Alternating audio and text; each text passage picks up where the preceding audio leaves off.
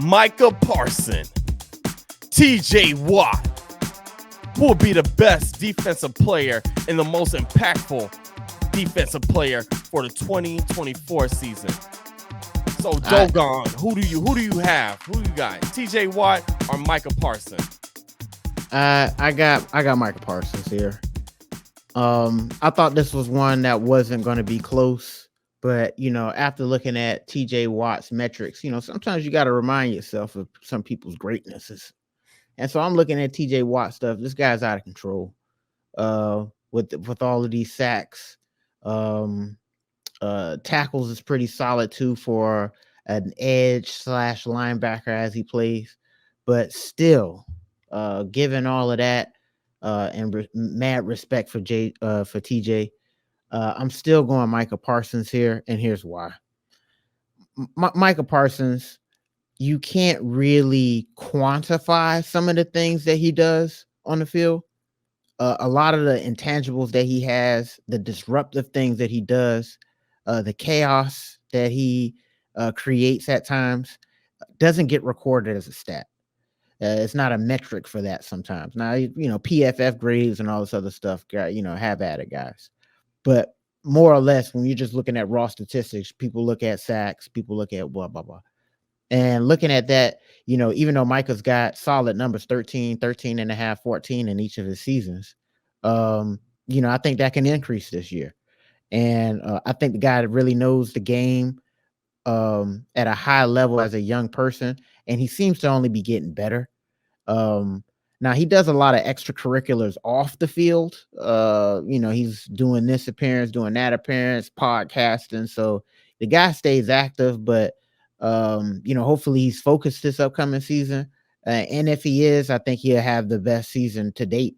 I don't see why he wouldn't progressively get better as he already has this season, in the past season. So yeah, I like Micah Parsons. I like his rover ability. The fact that he can pretty much line up anywhere and disrupt.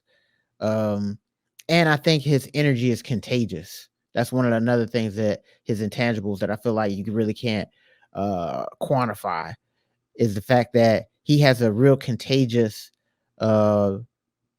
disposition when it comes to getting other guys engaged and making them feel like they're a part of something big.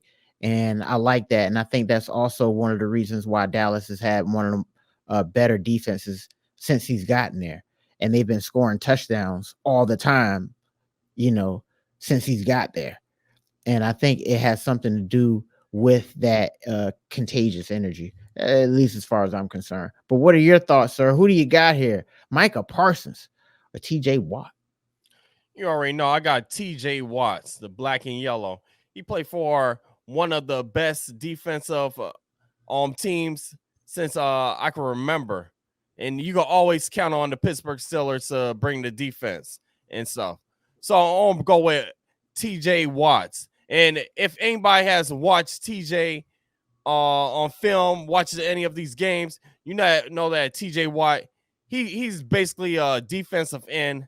He don't need to hide. He don't need to do anything like that. He can line up right with the offensive linebacker. With the left tackle, he'll be on the defensive inside, and the left tackle or right tackle can't even handle him. And he go one-on-one with them, push down their arms, move them, and get the sack. He had 22.5 sacks in 2021.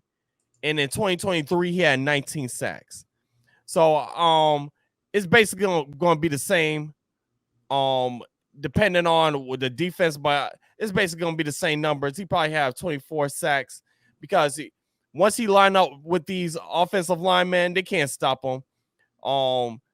Go just watch. Everybody just watch the film from 2023. None of these offensive linemen that was stepping up to him, that was on the line. He was knocking down their arms, getting to the quarterback, sacking the quarterback, causing disruption.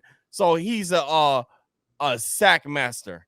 Michael Parsons, he does a similar kind of the same thing, but Michael Parsons goes straight down the middle. TJ Watt come off of on the left tackle end. Micah Parsons kind of goes into where the center and the guards are. So it's Micah Parsons slips through. He's like Allen Iverson. He's like Barry Sanders, but on the defensive side, he gets through all those big guys and he gets to the quarterback. But TJ Watt, if a defensive end is injured or you need him going in any position, he can be a master at the defensive end and he could be a master at the linebacker position. So that's why I'm picking TJ Watt, because he's a master at the defensive end position. When he lining up against a left tackle, right tackle, it don't matter. He's gonna get to the quarterback. So that's what I got. The guy's an animal. I'm not taking anything away from TJ. There's been times where, watching either Thursday night or Monday night football or whatever, and the guy's just going hammer, just absolutely a menace out there. So, but man, again, Micah Parsons' athleticism with his strength. He uses his athleticism well, as you mentioned. He slips through.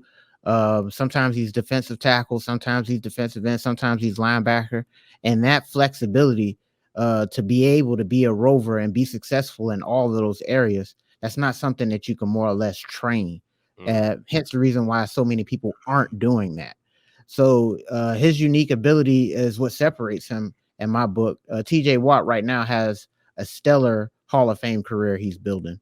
He's been in the league longer, so he's got a little bit more skin in the game when it comes to statistics. But I think give Micah Parsons some time.